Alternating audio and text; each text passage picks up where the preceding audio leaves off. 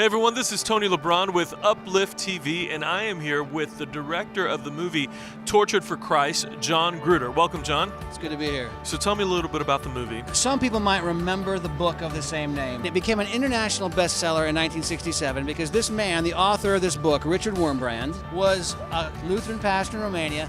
And what happened after World War II is that his country was just overtaken by the communists as a spoils of war kind of a situation.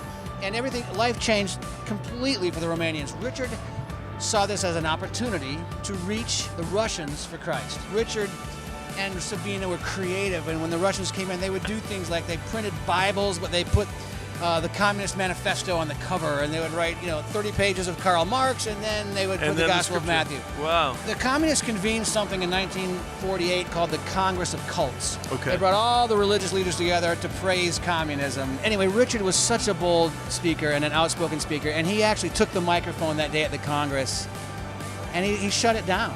And from that day on, he was a marked man, and into prison he goes. And Richard says to be in communist prison is to be tortured.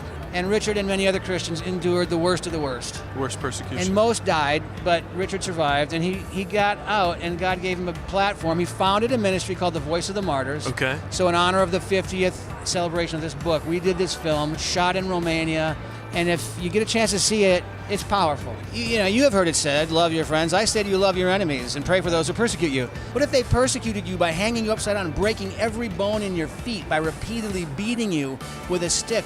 Richard found a way to love that guy and pray for him. And his story says, maybe we could do that too. Not because I can't do that. Yeah. You probably can't do that. Right. If we're with God, apparently that's how God acts through us. The movie is Tortured for Christ. Be sure and watch it.